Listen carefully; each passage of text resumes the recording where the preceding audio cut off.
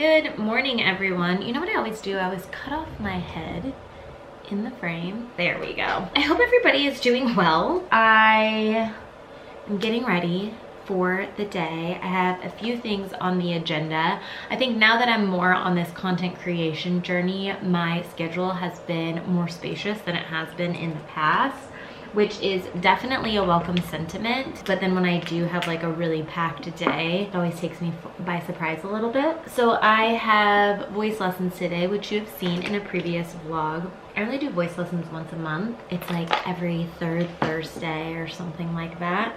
It's just really feasible and attainable right now, especially since I'm not planning on going out and being a singer or anything like that. It's more so therapeutic, more so just for self-expression.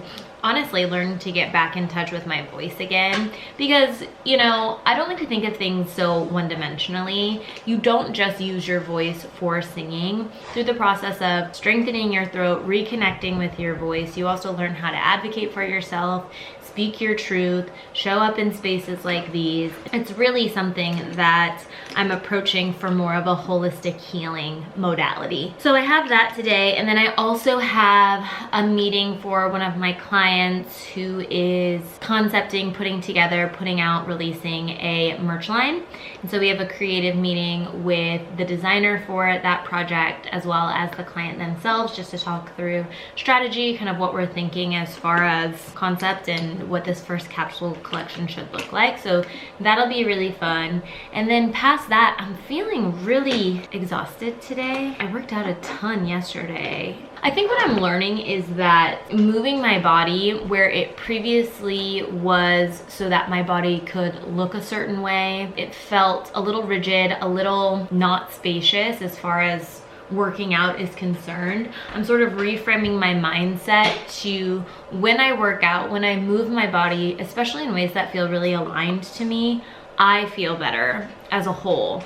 I'm calmer, I just feel more rejuvenated and alive, especially yoga. I think I've talked about this in previous video diaries, but I love to stretch and just have my body feel good. And it's a little bit, or can be, I should say, a little bit slower pace, but it just feels so nice. And so, I don't know, I think you could approach exercise like you approach anything in life. I order these little spoolies on Amazon so that I can do my eyebrow gel when I need to. I know it's not the most economically friendly, or economically, that's not the word I meant to use, the most sustainably friendly resource. So I really do apologize about that. I really do care about the planet, but it's the easiest when you're working with like the got to be gelled, or lately I've been using eyelash glue to pin my eyebrows down. So if you just use the same spoolie over and over again, it gets really gunky. This, by the way, is the eyelash glue that I'm using. It's the Kiss, what is this? Super strong strip lash adhesive. I also, fun fact, use this to put on fake eyelashes when I do that. What I was saying is I think exercise can be like anything in life. If you impart too many rules, especially if they're rules not of your own design, if they're rules that come from the shoulds of other people, whether it's subconsciously or consciously, it can get to this point where you have to ask yourself, what are you doing this for? Are you doing it for other people? Are you doing it to look a certain way? Are you doing it because you think it's what you should do? Or are you doing it because it feels really aligned to your soul? Are you doing it because it is the way you most intuitively feel led to move your body? So yesterday I did Pilates in the morning, which I feel like I've found a really good balance between Pilates and yoga that really suits me, but I've been adding in more jogs. And I will admit that at first it came from a place of just wanting to burn more calories.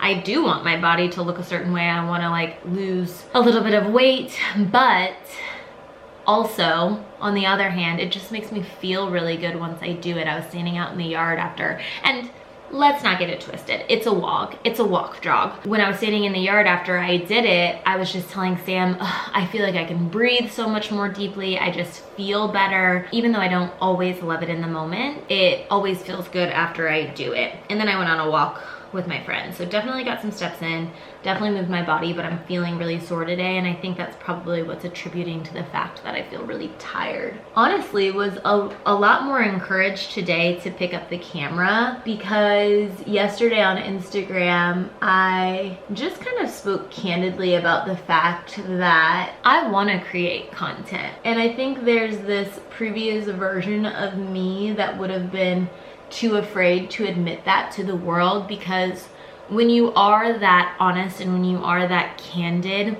there's this risk that comes associated with that. You could declare this to the world, then you could totally fail or perceptively fail, and you would be heartbroken, right? And so it's always scary to A, admit to the things we want, and B, put ourselves out there. I think I've gotten to the point where I've denied what I've really actually wanted to do for so long because of that fear. I just kind of have no other choice but to at least go for it. I don't want to get to the point in my life where I look back and think, man, I should have at least gone for it, at least tried. The thing with this eyelash glue is that you have to work really fast, otherwise it can get real clumpy real soon. I don't know, I just haven't found a perfect eyebrow solution.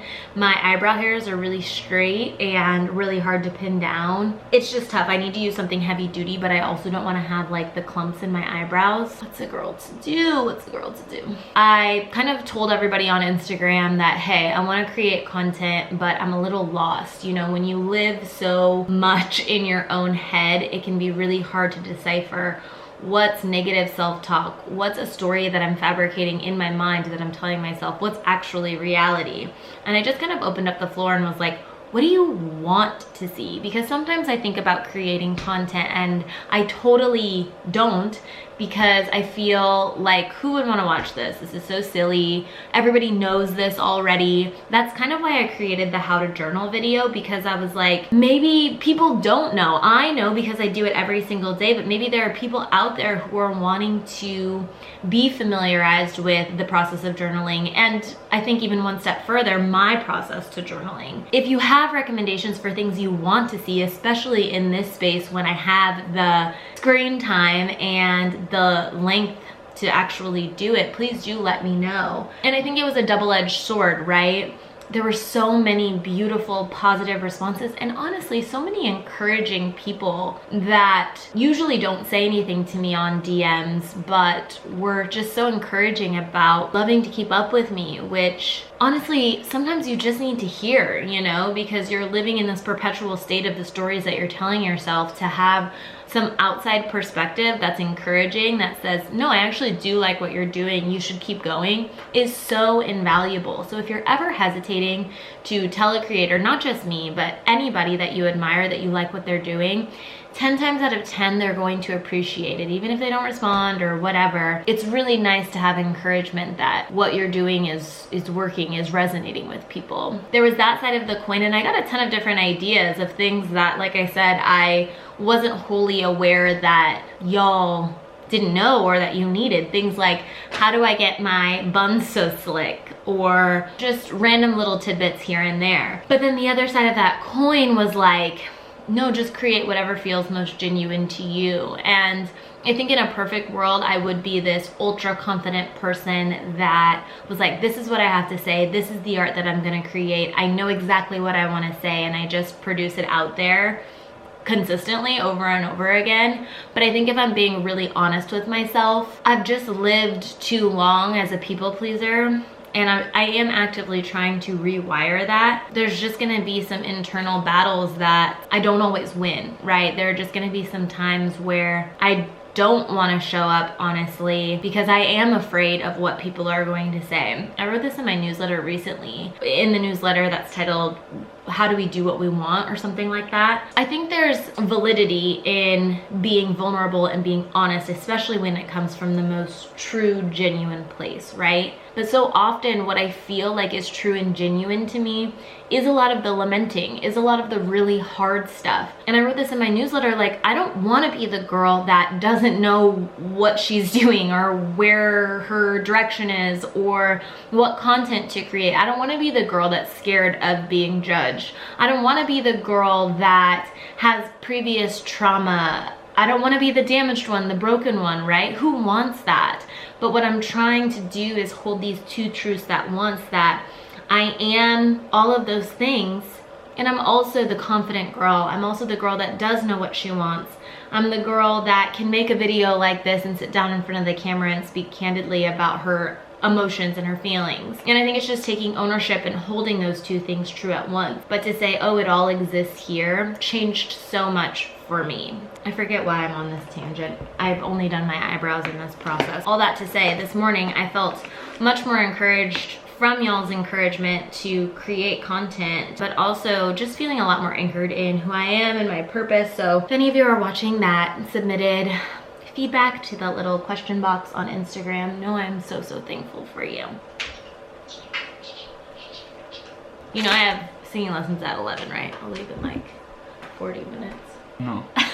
Admittedly, I haven't been in the know of makeup hacks recently. I think there was a time when that was all I really did, you know, in the days of like Jaclyn Hill, when that's what YouTube was. And I've just been off my game a little bit, but I do think I found a routine that works for me. That's good enough for me. I think that's what I'm finding. The older I get, I worry less about being on trend and more about doing things that feel good to me, that feel aligned. So if you've watched previous vlogs, you've seen this routine, which is why I'm not really taking you through step by step a tutorial, because I haven't really gotten any new makeup or done anything differently. It's pretty much the same routine I always do on a day-to-day basis.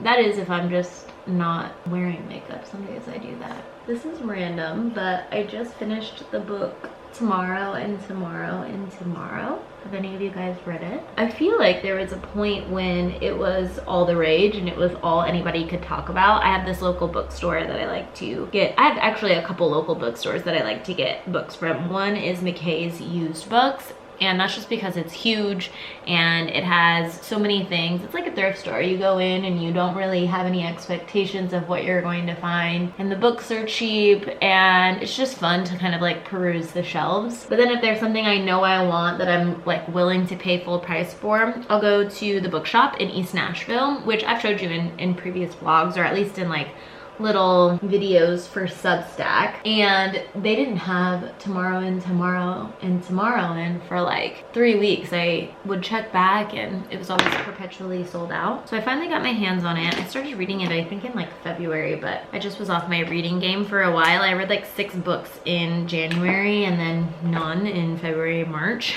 But I finished Tomorrow and Tomorrow and Tomorrow in California. Okay, here's the thing. I really liked the book. I think I was thinking, because everybody was so obsessed with it, that it would just have a little bit more.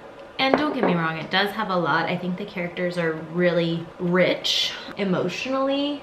I would say that Sam Mazer felt so resemblant of Jude from A Little Life, if you've read that. Obviously, not nearly as much trauma, but lots of trauma. I just felt like he had this inability to allow himself to be loved, which is kind of the same vibes as Jude. And for me as a reader, that's so frustrating, because you, from your vantage point, see so much to love about this character and they can't see it. So I was a little bit frustrated by that. Honestly, both of the main characters frustrated me a little bit, because you could tell that they really loved each other, but just really hard to articulate and communicate. But overall, the book was really rich. It was interesting. It was different. I loved the views on like Asian culture, and yeah, it was just really good. I would definitely recommend it. It's about video games, which I played video games in my youth like everybody else, but I'm not a gamer. At least I wouldn't say that I am. But I still really enjoyed it, so I would definitely recommend it. I'm also reading, well, I should say I'm listening to Autobiography of a Yogi by, you know who it's by. I'm gonna put a picture of it on the screen. My friend Anna Grace read this book and really loved it. I was on TikTok the other day, and somebody, I think they said, who's the guy that invented Apple, or Steve Jobs. I think they said this was Steve Jobs's favorite book, or one book that he got like a lot of inspiration from. So I'm listening to it and it's good. It's really long, and I don't know that I would recommend listening to it because all of the names are really confusing and it's kind of hard to keep track of who's who. But I think the wisdom there is really good, and it's offered through like a different lens, which is nice. I'm still reading State of Affairs by Esther Perel, or I'm still listening to it. Haven't finished that one yet. It's my goal to finish all of these books this month so that I can give you guys accurate reviews and recommendations. Another thing Sam and I are doing right now is we've been watching a little more TV. We were off our TV game for a little bit and we're back. Admittedly, we don't watch anything too profound, at least not right now. I do love a profound TV show. I love like an Oscar-nominated movie, a Golden Globe-nominated TV show, but nothing we've been watching has been super artsy. So we are trying to finish Love Island UK. You guys are like, girl, you've been watching this for the entirety of your vlogs. When are you gonna finish? We literally watch it every time we eat dinner, so we're only watching it in like 15-minute spurts. But I think we're nearing the end. We're watching Survivor. We're back into that. And we're pretty much almost caught up. We're watching Succession. I will say it's a little bit slower than past season. I'm not like as into it as I have been previously, which is surprising considering what just happened in episode 3. It hasn't been hitting quite like it usually does, so we'll see. It's the last season. I'm interested to see how they wrap everything with this dysfunctional family up. I also want to watch the new Vanderpump Rules because I've heard it's juicy. Oh, Top Chef. The new season of Top Chef. We are quite a bit behind on that, but we are watching that. So we have a few little things to watch, but I would definitely say that I'm most interested in Survivor right now. So I know the Sephora VIB sale is coming up soon. I'm curious what's on everybody's list. For me, no surprise here, basically everything I want to get is by Patrick Ta. I don't know if you guys saw the girl that recreated Patrick Ta's look on Alex Earl, and you know him, like, I don't know if it's marketing or just a genuine love for his own products, but when he did Alex Earl's makeup, he used majority Patrick Ta items, and that, not even his interpretation or his like tutorial was the one that encouraged me to buy his stuff. It was this girl's remake of it. I want to try the foundation, his like brushes. This is one of his brushes, his eyeshadow brush, and I use it every single day. I absolutely adore it. So I want to get like his sculpting brush. I want to get more of his blushes, the ones I don't have, because they're truly the best. Actually, in that video, I learned a little tip that I wasn't doing before, and I can do it right now. So what she did in this video was she actually applied the powder form of the blush too. This is, she's blushing. This is one of my favorites. She applied the powder form of the blush, and then she went in with a damp beauty blender to the cream product and applied that on top. Apparently that's what Patrick does, and it just gives like a more natural finish. You know, people really are shaking up the makeup industry these days. Like, everything we used to do is just out the window. They said innovation. I just take my same beauty blender that I use for my makeup and use that, and then just apply it over top. Really nice. I feel like his blushes are really pigmented. They're just the most beautiful shades. This is actually a tip I use from Patrick, or I learned from Patrick Ta too, is I always put a little bit of blush on my eyes too, just to give it that monochromatic tied in look. And you know what? I've been applying a little bit of blush up my nose too. I just want that whole like I'm alive look. One thing I've never been really that good at is eyeliner, but I feel like I found a method that works for me. So I just take this little angled brush. It's the Morphe 432 brush. Let me show you what it looks like. And then I just take the Patrick Ta, surprise, surprise. Don't judge me for how dirty my palette is. I take this color, which I think is called Transition. I do the powder form again, and just make a little wing on the edge. I like using the powder form first because if you mess up, it's easy to just kind of gently wipe it away. I always aim for this outside tip of my eyebrow. I don't know, I heard that one time, so. And I've been making my wings a little bit smaller. I used to make them really dramatic, and there was one time I saw a picture and I was like, well, that's honestly a little too dramatic. You know what? I had the realization recently that I just really like making content. I like sitting here and talking to you guys. I don't know. Maybe the hater was right. I really do like hearing myself talk. I was doing my deep dive questionnaire because something I've realized is that when I do deep dives with clients, I have them answer this long questionnaire, just giving more insight and information to like their brand and who they are and what they care about. And I realized I had never done it for myself, so I did it this morning just to give myself a little bit more clarity on like what it is I'm doing and what it is I'm trying to say and my goals, so I can start mobilizing some of these into action. One of the questions talks about like, what did you like doing as a kid? What's led you up to this point? And so I was reflecting on everything that's brought me to the place that I am now. Also, the eyeliner didn't turn out that great, and I think it still looks pretty good, so. And I just started to see the nexus points, you know? I was reflecting on when I was younger, what I wanted to do, and I just started thinking about how I've always had this desire to self-express. I would always sing when I was younger. I tried to learn the guitar. I would always write songs. I was always making little videos with my friends. I got a digital camera one year that I absolutely loved and would go over to my friend's house and take pictures. We would look on like MySpace and Zanga and Tumblr for little picture inspo, and we would try and recreate them. I mean, we would spend hours taking digital photos and just like picking which ones we liked best. This was before editing and any of that. I mean, I was always creating like little goofy songs on GarageBand with my friends. I think I've always had this heart for creative self-expression. I mean, I think even with the creation of TGC, it has some through lines of things that I love, you know, beauty, inspiration, but also these deeply human qualities that connect us all. I don't just want to talk about makeup. I don't just want to talk about pretty things. I want to also talk about the deeper, gritty things that connect us as human beings. I think that's one thing I've really learned about myself this year, and maybe it's because I have a Scorpio rising.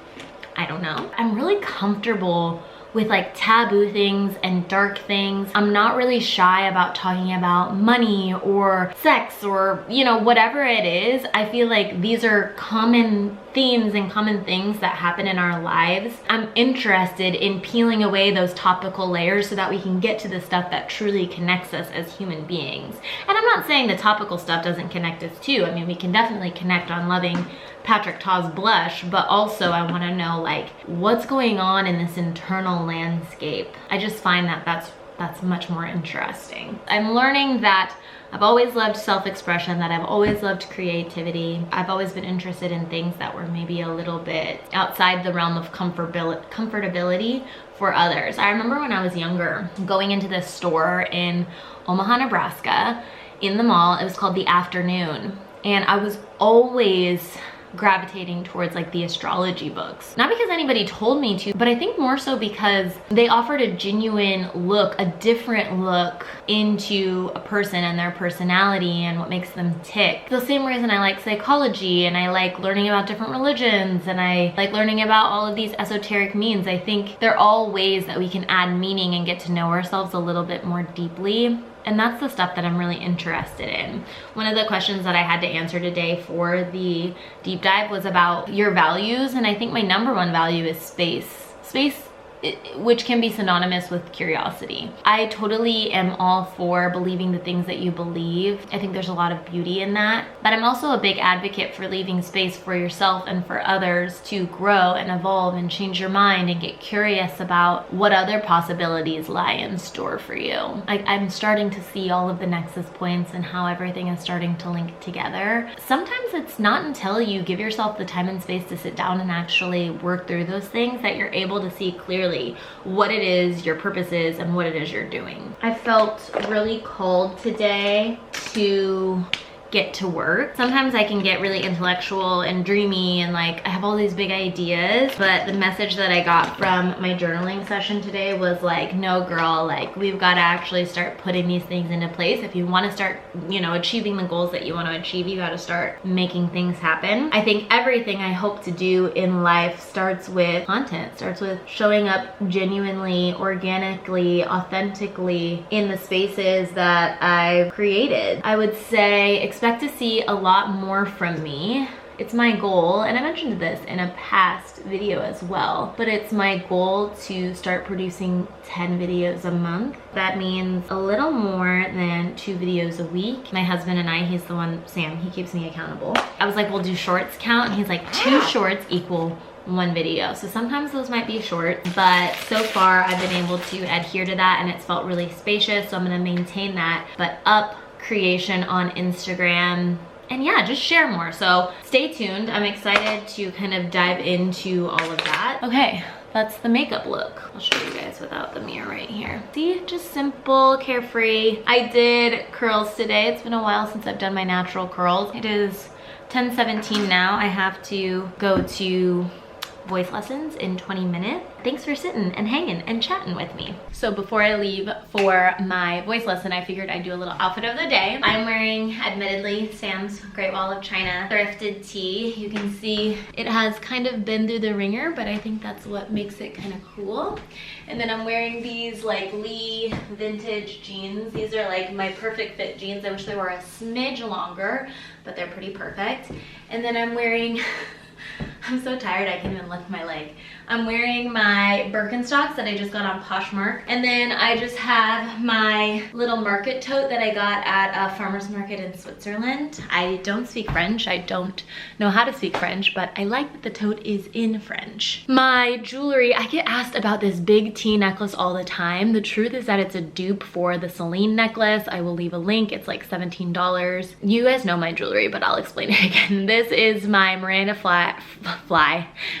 Fry times Juge Haven necklace collab. I always wear it. It's like the perfect layering necklace, and I'm not just saying that because she's my best friend. And then I'm wearing, this is the combo I always wear on this hand. I have these 2 Consider the Wildflower rings that I keep on permanently. I got them as a gift from my siblings. One has a sapphire, which is my birthstone, and then I stack it with this Laura Lombardi heart ring. I switch out the pinky ring. Sometimes I use this one that has a P on it for Pete, but today it's just my mid-jury crescent dome ring. So that is the look. Let's go to a voice lesson. Hello again, it's me in the same position. This is just a space in my house where it gets the best light. Had voice lessons, they were great. Also a little scary, but mostly great. I wanted to hop on here really quickly to talk about this fragrance. And I had no intention of sharing this. Bye, I love you. But this is a fragrance that got sent to me. And when I opened it, I picked it because of the notes, and I'll leave the notes somewhere on the screen so that you can see what they are, because I know it's hard to sniff things through the screen. Actually, it's impossible. I opened it and I was like, oh, it's nice. I don't know if I really like it. Sam brought this on vacation. I put it in his toiletry bag and I kind of forgot about it, but truly every time he sprays it, I'm like, what are you wearing? And it's always this. It's so fresh, so lovely. It's called Green Cedar. Of course, as the name suggests, it is woodsy, but also really light and fresh. And I want to say it has some ambroxan or something second skin-like in it, because it is addictive. I love this. I just spritzed some on myself. So if you're looking for something unisex that both you and your partner can wear, if you're just looking for a fresh, lovely, yummy scent, I would say if you like Byredo Super Cedar, you would like this, of course, the cedar and the cedar. They're actually kind of similar. This one's definitely leans a little bit more fresh. If you like anything that's really bright and green, like if you like Le Labo Gaillac, I think you would like this. If you like, let me think. Yeah, anything kind of bright but also woodsy. Like if you like Comme des Garçons, the wood one in the silver tin, you would like this. Oh, if you like Santal, I think you would like this as well. It's a little different, but still really fresh, intoxicating. Definitely try this out. I'm at my computer and I'm gonna post the perfume, the fragrance, on Instagram. And I'm laughing because I'm looking at the site trying to like nail down what the notes are. Of course, there's twice distilled Texas cedar and wild wild harvested Atlas Mountain cedar, so lots of cedar. But that's not what I'm like really interested in. They said you'll like this if you like CDG Wonderwood, Le Labo Santal, and then they said Byredo Pulp, which I have smelt, which I think is actually a little bit sweeter than this, but I just wanted to give myself some snaps because I really nailed that one. To confirm, even the site says it, if you like those fragrances, you will definitely like this. And I just learned that Able is a natural, clean skincare fragrance line. It's 100% natural, non-toxic, vegan certified. I mean, I think it's well worth the coin. It is addictive. Okay, end brand. We can take the long way. We'll get there even if it takes all night. We'll talk until the morning. Don't tell me that you're fine if you're not fine. And if it's only pleasure that you're seeking, then I'll be penciling you in for